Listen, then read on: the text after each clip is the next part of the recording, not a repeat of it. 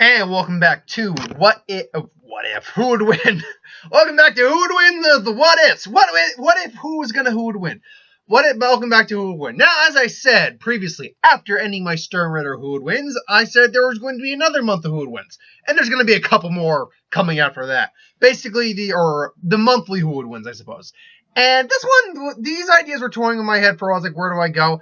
And I was going with the Bleach audience, because I'm a big fan of Bleach.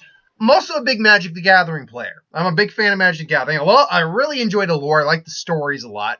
And I figured, why not do the Planeswalkers of Magic? Now, for those of you who don't know, first off, Magic the Gathering is a card game, very popular all around the world.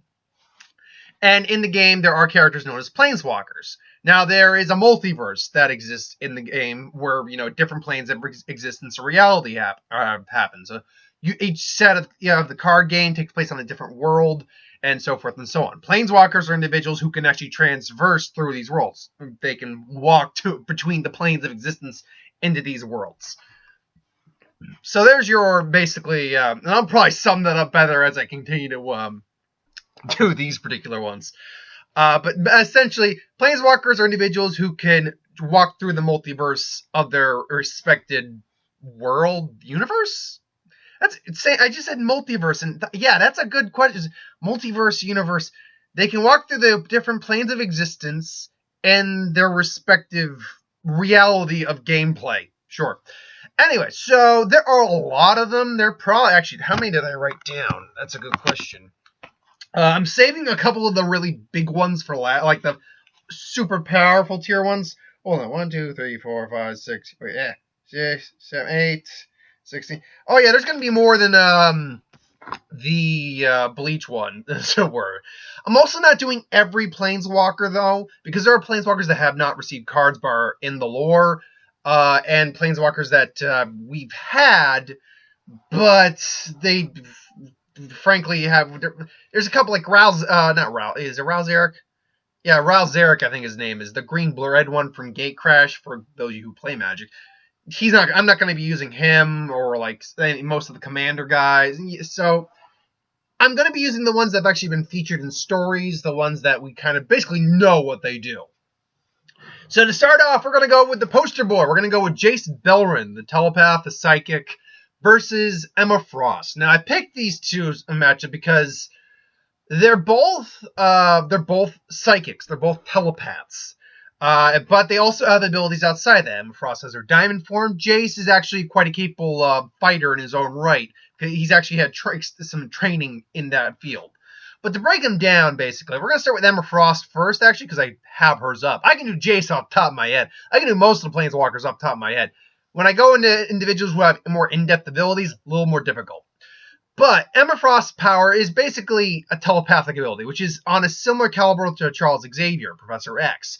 She is basically considered a Omega level class telepath, which is, there's Alpha, there's Omega. I can't remember which is the higher one.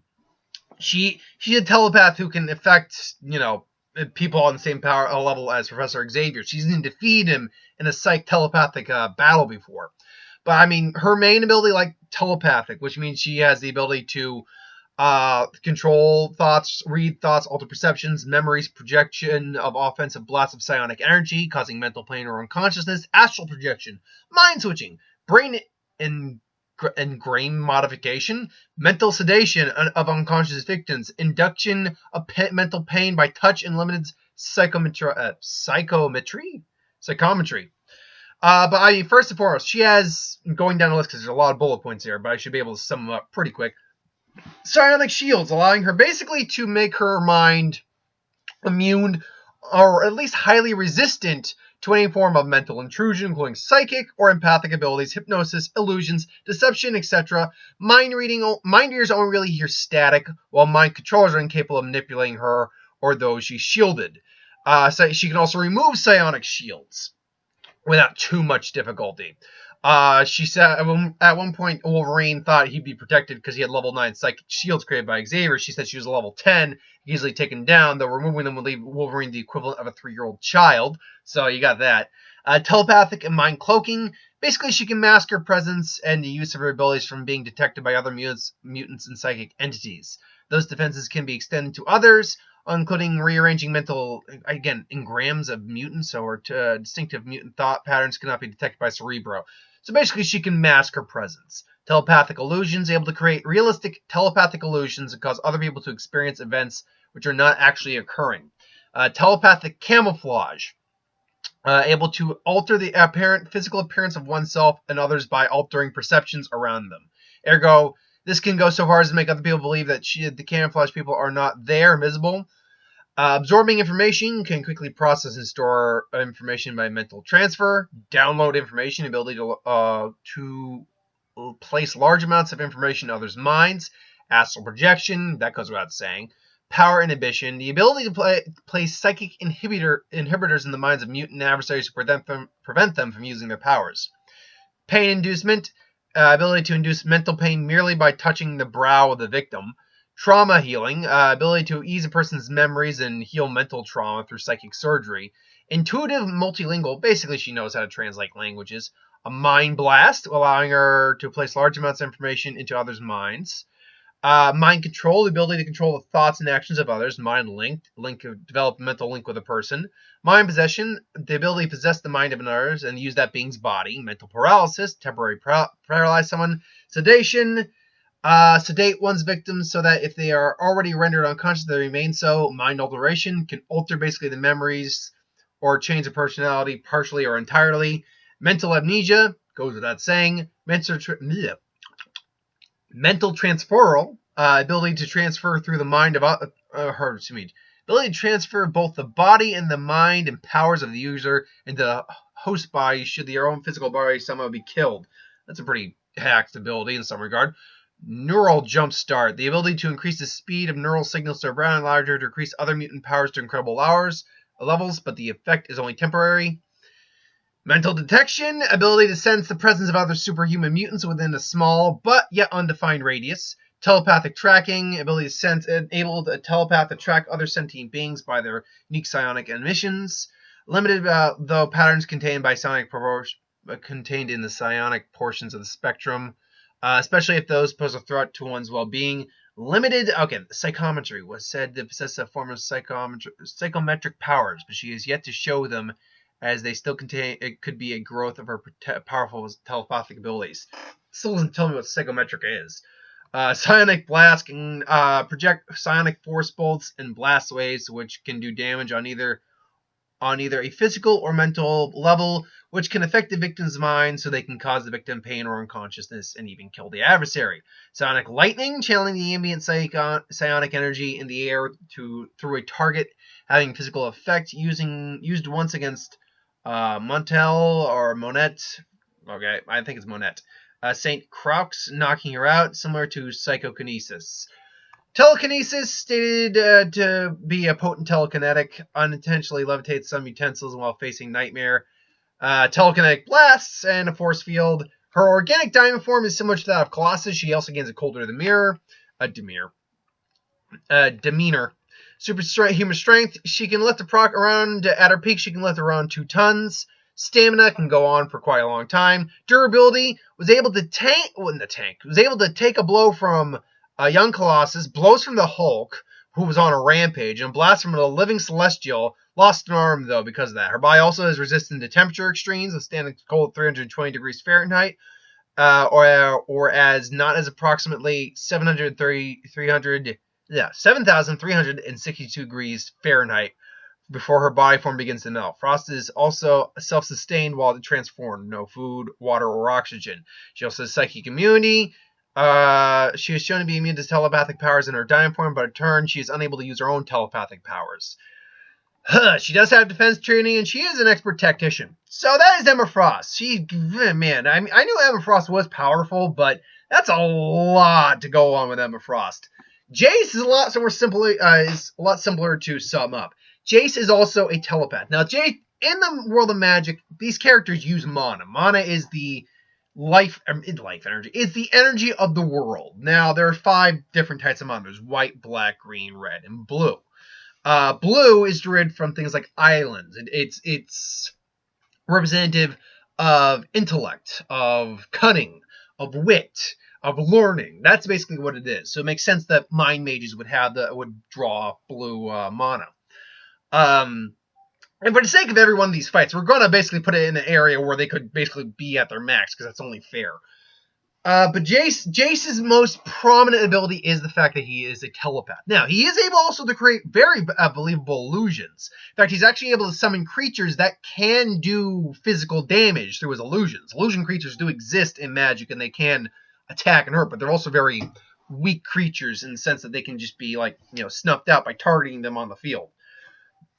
It's like, yeah, if you target this creature, they're destroyed. So I believe the best one he ever summoned was a Sphinx, because he summoned minor ones, like minor illusion creatures before.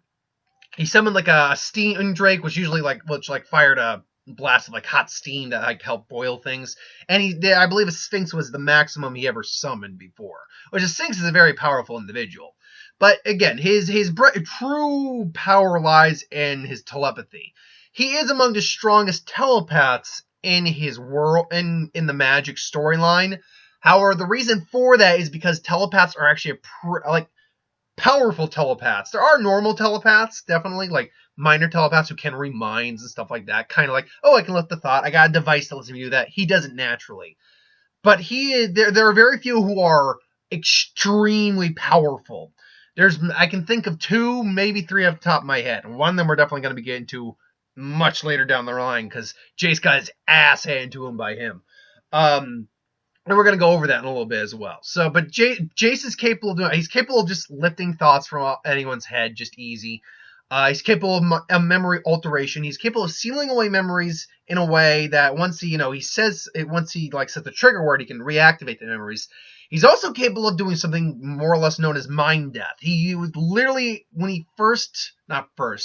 but in their final confrontation against each other, against the Planeswalker Tezzeret, who was basically the antagonist,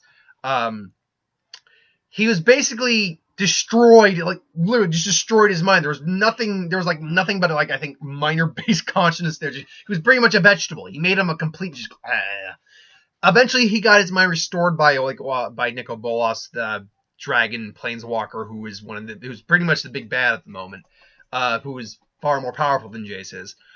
He was able to eventually get his mind restored by that, but the point is that unless you have someone who can restore your mind, like if Jace did it on some random human, I imagine Emma Frost could do that, but if for some reason Emma got her mind destroyed, she couldn't save her mind, unless she transferred it at the very last second, which is no guarantee. So there is that as well. Also, Jace is a very tactical individual, thinking of multiple strategies as best he can. He has Psychic Shield in his mind as well. However, Jace had a fair amount of combat training initially when he was in Ravnica for a little bit. At least a little bit. He was actually able to handle himself in a fight if he had to. But after one of the most recent story arcs, him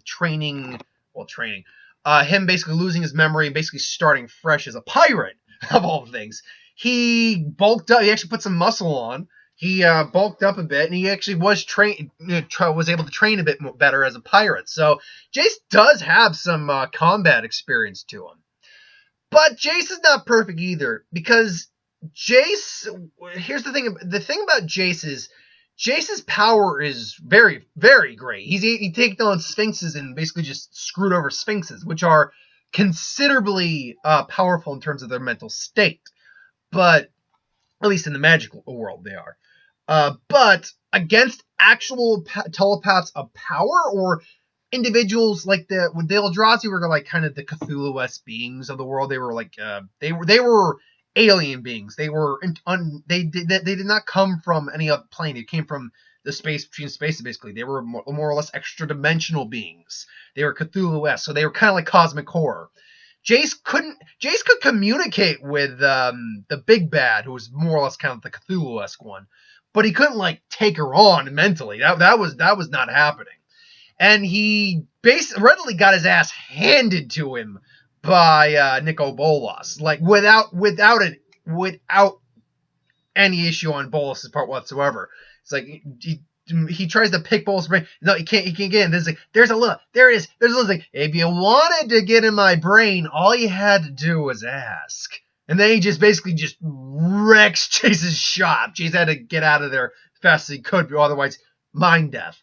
So against supremely powerful telepaths, or just telepaths on his own level but with greater experience to them, Jace has usually lost. Now, granted, there are not a lot of there are very few really powerful telepaths in the Magic world. So we've really only seen him go up against Bolas in that regard.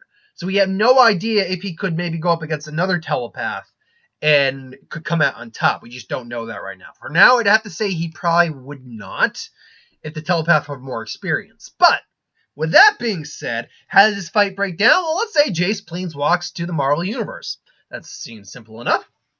And Jace is wandering around, and somehow, some way or another, he ends up somehow with the new Hellfire Club, let's say. It's like, no, I can't do this. And Emma Frost comes in, she starts wreaking havoc on the Hellfire Club, and Jace realizes, well, okay, this isn't going to work out, and but she goes after Jace anyway, because, it's like, you're part of the Hellfire Club. It's like, look, I only did this for this reason, whatever. It's like, damn, it's like, I don't care. And then she basically just tries to shut Jace down. Now she will be initially surprised to know that he is also a telepath, and quite a powerful one.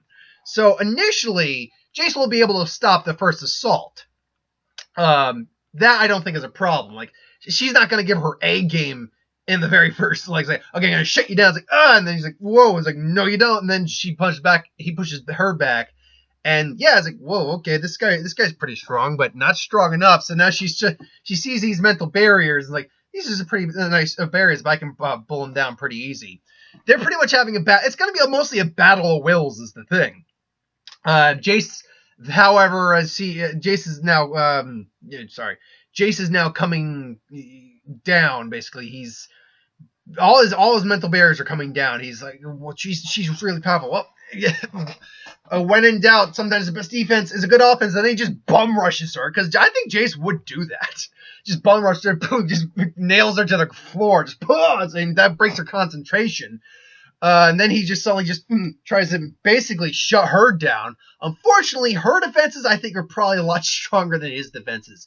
She can go up against Charles Xavier, who can affect people on a worldwide scale with his mind, particularly when he's hooked up to Cerebro. She can go toe-to-toe with him any day of the week. I fully believe she's got the mental defenses, as long as she's paying attention, to hold off Jace. However, that doesn't mean Jace couldn't affect her mind, at least on some level. I think if he realizes if he can't get through any of the big serious mental defenses, he's got to maybe try to attack different parts of the brain in some way. So maybe he tries to attack the nerve center, or maybe he tries to attack her motor skills a little bit.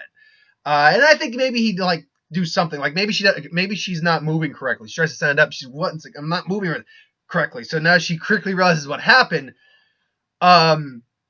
Fixes the issue in her brain. It's like, okay, this kid's really starting to annoy me now. And then she's like, and she sees like 7 Jaces there.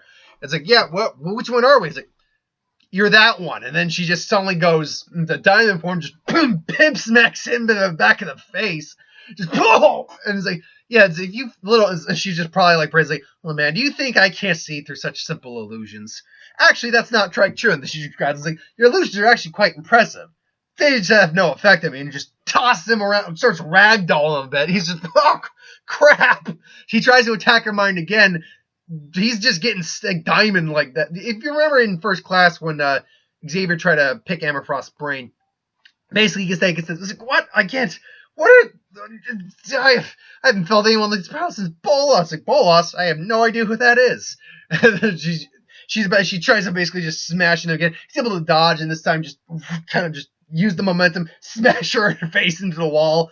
She's in diamond form, so it doesn't hurt. She just, you are really annoying. And all of a sudden, she's just staring at a Drake in front of her. It's like, yeah, this illusion is nice, but it's really not going to seem just Drake suddenly blasts her in the face with hot steam. Just like, what? This thing's real.